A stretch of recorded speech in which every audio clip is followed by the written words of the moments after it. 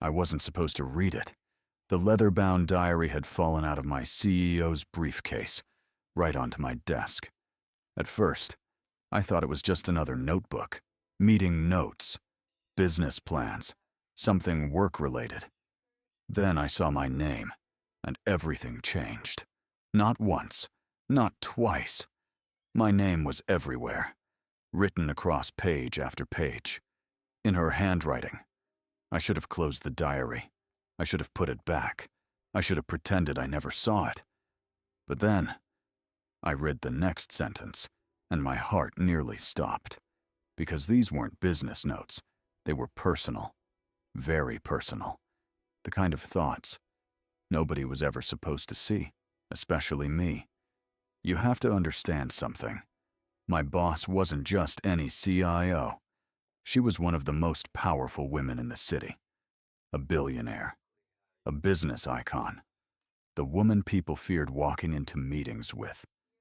And according to this diary, she had been secretly thinking about me. Me, her assistant, a single father, a guy whose biggest concern most days was getting home in time to help his daughter with homework. None of it made sense, but the more I read, the harder it became to look away. Then I realized something even more terrifying. It wasn't what she wrote that scared me. It was the fact that a part of me felt exactly the same way. For 2 years, I'd buried feelings I could never admit. Because if anyone found out, I could lose my job, my career, everything I'd worked for. And if her secret got out, she could lose even more. Her reputation, her company, her entire legacy. So now I had a choice. Close the diary, forget everything I'd seen, or take a risk that could destroy both of us. What happened next was something neither of us saw coming, because hidden inside that diary was a secret powerful enough to change both our lives forever. And this is where the story begins. The first time I met Victoria Ashford, she made a grown man cry. Not intentionally. At least, I don't think so. I was sitting outside the executive conference room on the day of my interview when the door suddenly flew open. A senior executive stormed out looking like he'd just survived a natural disaster. His face was pale, his tie was crooked, and he looked one bad question away from the complete breakdown. The receptionist sitting nearby leaned toward me and whispered, "That's the third one this month." I frowned and asked, "The third what?" She smiled and said, "Executive to leave her office looking traumatized." Before I could ask another question, the conference room door opened again, and for the first time, I saw Victoria Ashford. She wasn't what I expected. Most billionaires I had seen on television looked polished, charming, and approachable. Victoria looked dangerous. Not physically, mentally. Like she could look at you for 10 seconds and know every weakness you've spent your entire life trying to hide. She wore a perfectly tailored dark suit, no flashy jewelry, no unnecessary accessories, and absolutely no fake smile. Just confidence. The kind of confidence that comes from winning over and over again. Her gray eyes swept across the room and landed on me. For a brief moment, I forgot how to breathe. "Marcus Blake?" she asked. I immediately stood up. "Yes, ma'am." "Come in." No smile, no handshake, no small talk, just 2 words. "Come in." I followed her into the conference room and the door closed behind me. Suddenly, it felt like the temperature had dropped 10 degrees. Victoria sat at the head of the table and opened my resume. For nearly 30 seconds, she said absolutely nothing. She simply read. Slowly. Carefully.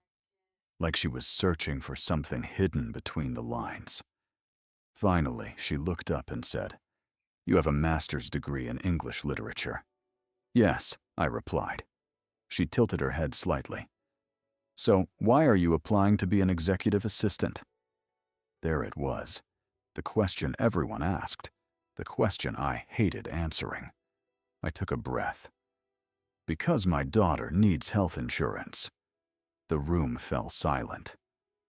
For the first time since I entered the office, something changed in Victoria's expression. It was subtle, almost impossible to notice, but I saw it. "My daughter is 6 years old," I continued, "and I'm a widower." For a moment, something flickered in her eyes. Not pity, something deeper. Recognition, understanding. Then, just as quickly, it disappeared behind the professional mask she wore so well. "You were a teacher," she said. "Yes. And now?" "Now, I'm trying to build a stable life for my daughter." Victoria leaned back in her chair and studied me.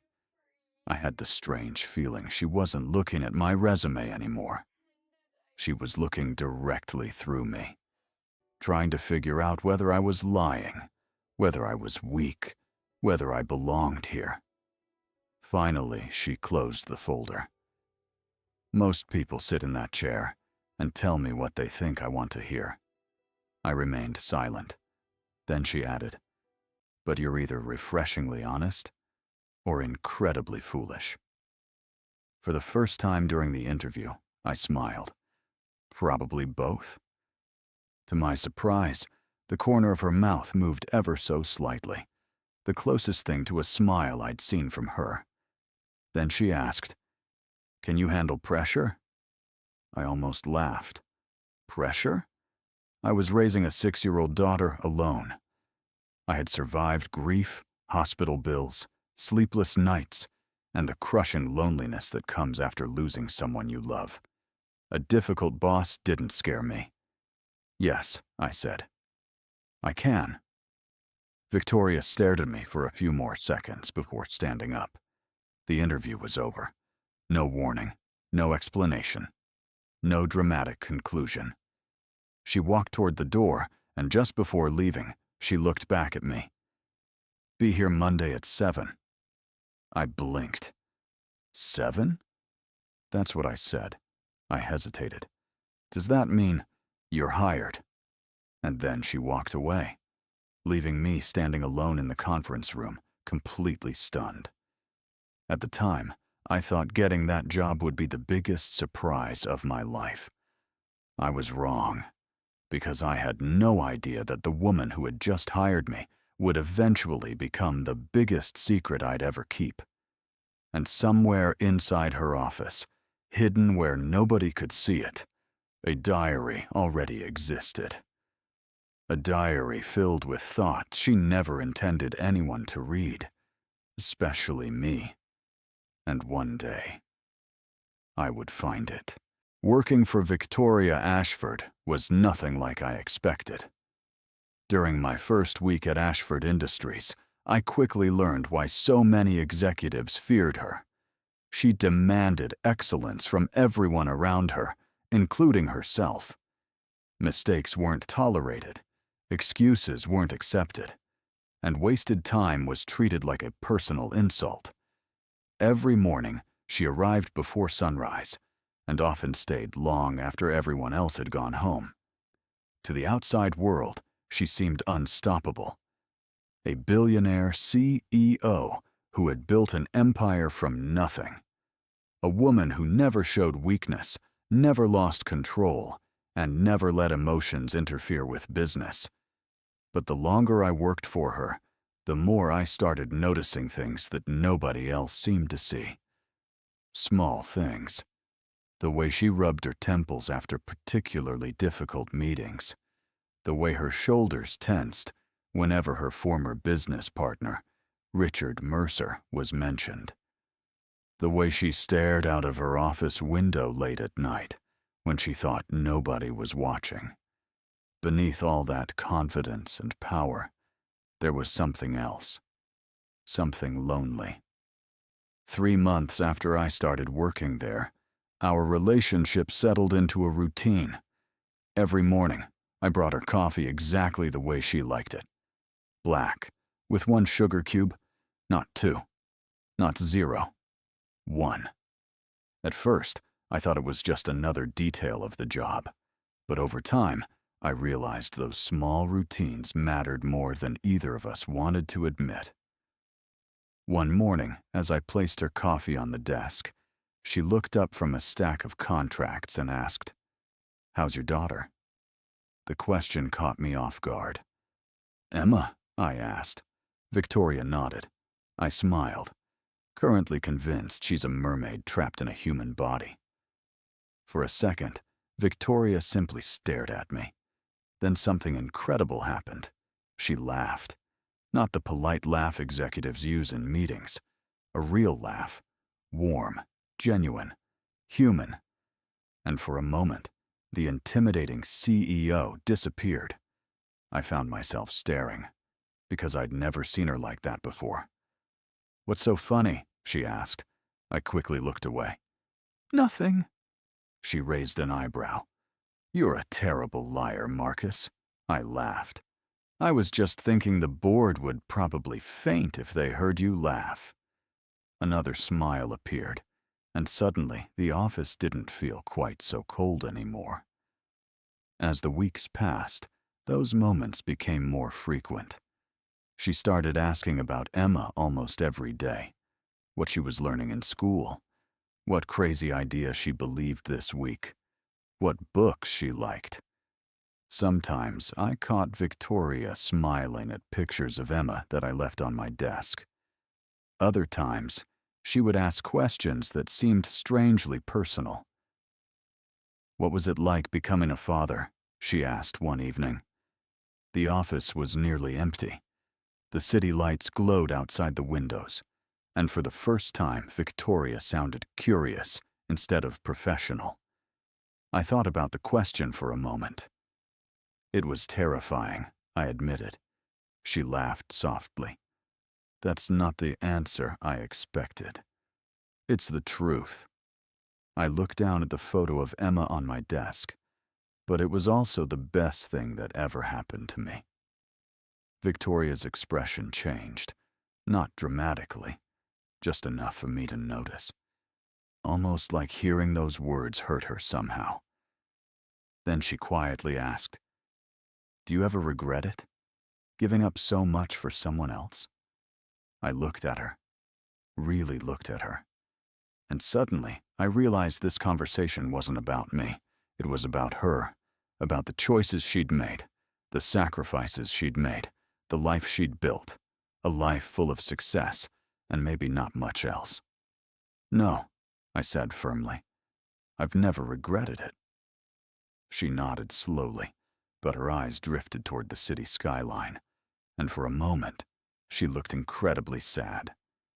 That was the night I started seeing her differently. Not as my boss, not as the powerful CEO everyone feared, but as a woman carrying a weight nobody else could see.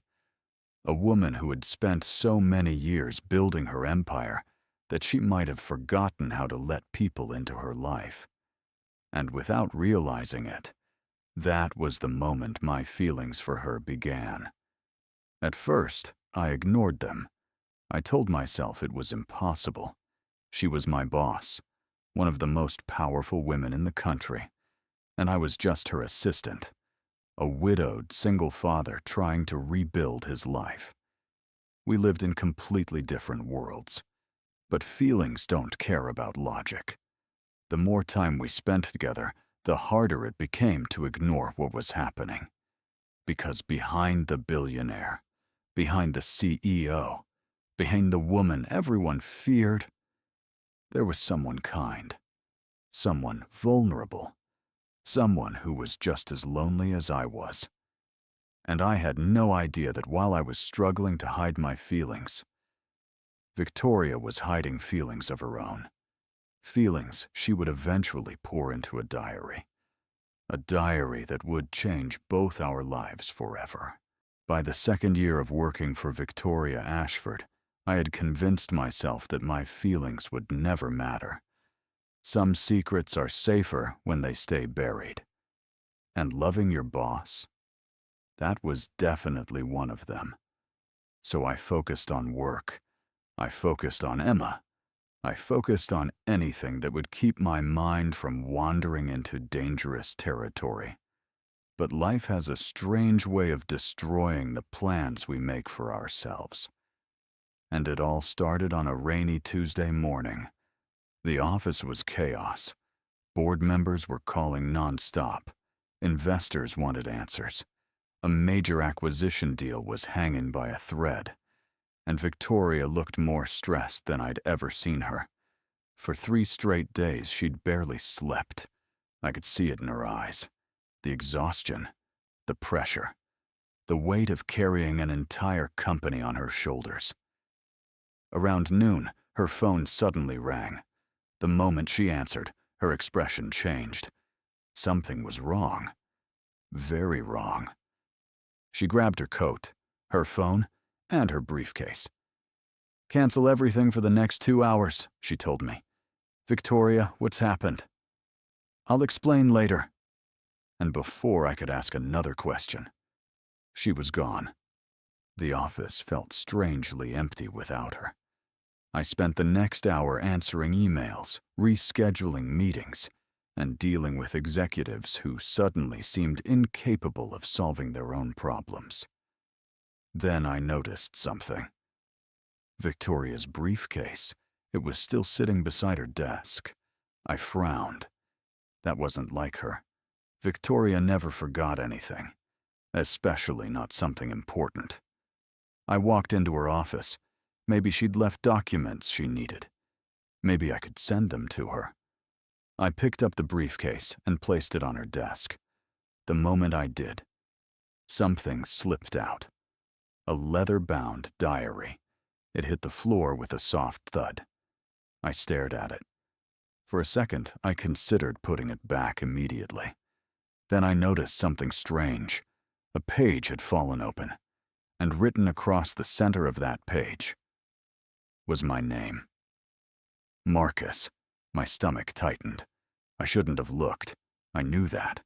Every instinct told me to close it, put it away, forget I ever saw it. But curiosity is a dangerous thing, especially when your own name is staring back at you. Slowly, I looked down at the page, and I started reading. At first, my brain refused to process the words. They didn't make sense. Not together. Not coming from her. Not from Victoria Ashford. The woman everyone feared. The woman who never let emotions interfere with business. The woman who always seemed completely in control. But there they were, her thoughts, her private thoughts, written in black ink, and every single one of them was about me. My hands began to shake. I read another line, then another, then another. Each sentence hit harder than the one before. She wasn't writing about an employee.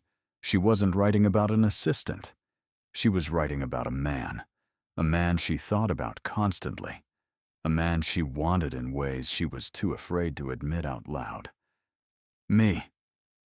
I closed the diary immediately. My heart was pounding. The room suddenly felt too small, too hot, too quiet. I couldn't believe what I'd just read. For nearly 2 years, I'd convinced myself my feelings were one-sided, that whatever existed between us was only in my imagination, that every smile, every conversation, every lingering glance meant nothing. Now I wasn't so sure. I looked at the diary again. Part of me wanted to walk away, to respect her privacy, to pretend none of this had happened. But another part of me needed answers. Needed to know if what I'd just read was real. Needed to know if the woman I'd spent 2 years trying to forget might actually feel the same way. So I opened the diary again, and what I found inside changed everything. Because the deeper I read, the more impossible it became to ignore the truth. Victoria Ashford wasn't secretly writing about a fantasy.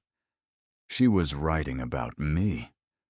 And buried somewhere in those pages Was a secret powerful enough to destroy both of our lives, or change them forever? And at that moment, I had no idea which one it would be. I should have stopped reading. I knew that. Every line I read felt like crossing a boundary I could never uncross. But by that point, it was too late. Because for the first time in 2 years, I wasn't questioning my feelings anymore. I was questioning hers.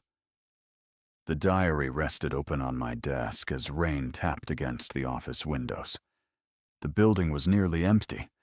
Most employees had already gone home. But I couldn't move. I couldn't think. I could only read. One entry described the first time Victoria met my daughter. Another talked about the way I always brought her coffee before difficult meetings. One page simply said, "Today he smiled at me, and I spent the entire afternoon pretending it didn't affect me." I stared at those words for a long time, because they sounded exactly like something I would have written about her. Then I reached an entry dated 3 months earlier, and suddenly everything changed. Richard cornered me again tonight. My eyes narrowed. Richard Mercer, her former business partner, the man she'd spent years trying to avoid, the man who had recently started appearing around the company again. I continued reading. He asked if I was still alone, asked if success was worth growing old by myself. I wanted to tell him about Marcus. I wanted to tell him that Marcus makes me laugh, that Marcus makes bad days feel survivable, that when he's around, the office doesn't feel quite so empty. But I couldn't say any of that. I swallowed hard, because suddenly all those little moments started making sense. The questions she'd asked, the smile she'd tried to hide, the way her eyes always softened whenever Emma was mentioned. The signs had been there all along. I was just too blind to see them. Then I turned the page, and my heart nearly stopped, because this entry wasn't about admiration, or friendship, or loneliness. It was about love, the kind of love someone spends years trying to suppress, the kind that keeps you awake at night, the kind that terrifies you. I think I'm in love with him. I read the sentence again, then again, as if somehow the words would change, but they didn't. They stayed exactly where they were, permanent, honest, undeniable. Victoria Ashford was in love with me. I leaned back in my chair and stared at the ceiling. My mind was racing. None of this was supposed to happen. She was my boss, one of the most powerful women in the country, and I was just Marcus, a single father trying to keep his life together. Yet somehow, against all logic, against all reason, she felt the same way. Then guilt hit me, hard. I shouldn't have known any of this. These weren't words she intended for anyone else, especially not me. The diary wasn't a message. It was a confession she'd never planned to make. And now I knew everything. I closed the diary and pressed my hands against my face. What was I supposed to do? Pretend I hadn't seen it? Act normal? Sit across from her every day knowing the truth? That wasn't possible anymore, because now there was another problem, a much bigger one. For the first time, I wasn't afraid of losing my job. I wasn't afraid of office gossip. I wasn't afraid of what people would say. I was afraid that if I stayed silent, I might lose her. And that thought scared me more than anything else. A few minutes later, my phone vibrated. It was Victoria. One simple message. Back in 20 minutes, I stared at the screen. Then I looked at the diary. My pulse quickened, because I realized something.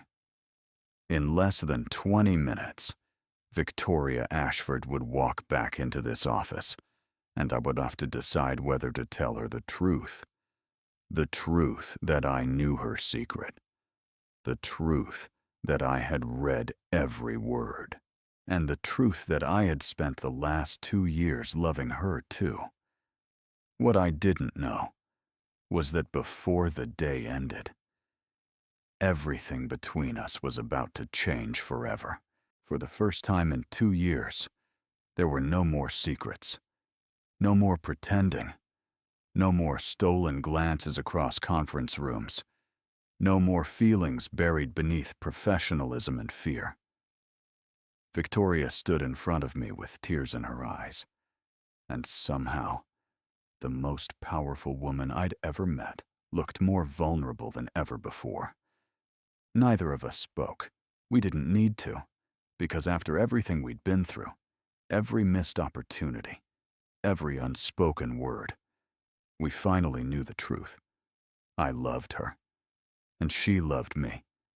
The silence between us felt different now, lighter, warmer, like a weight neither of us realized we were carrying had finally disappeared.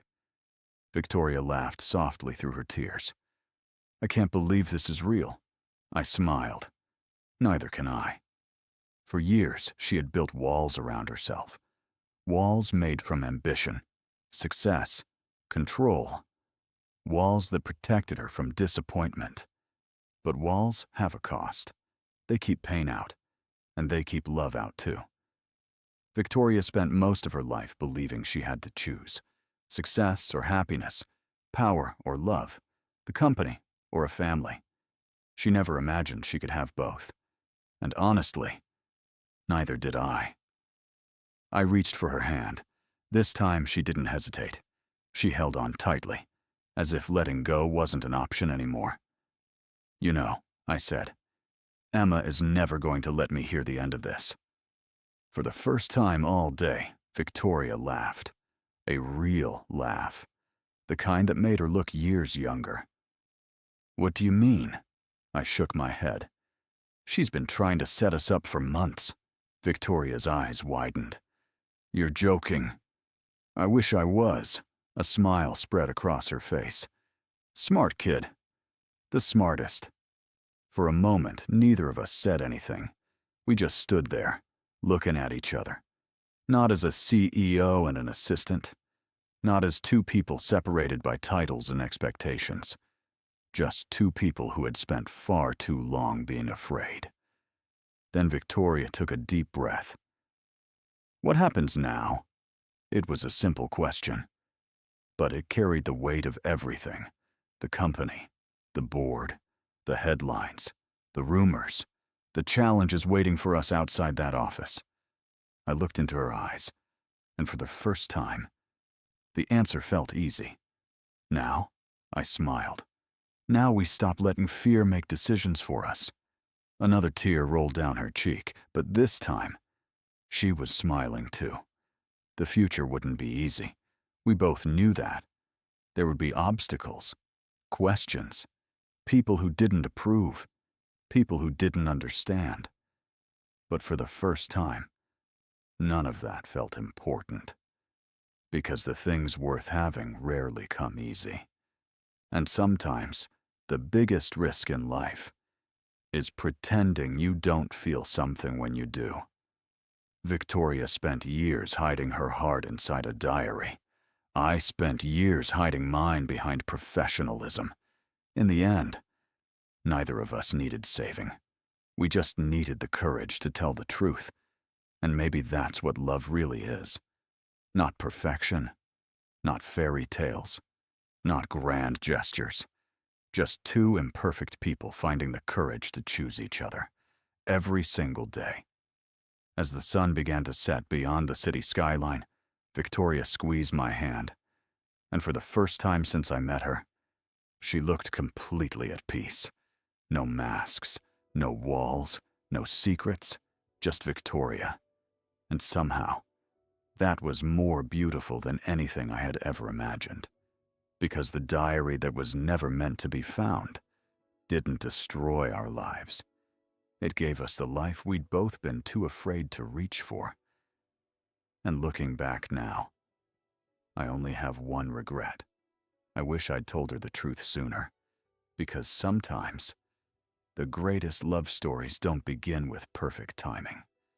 They begin the moment someone finally stops being afraid.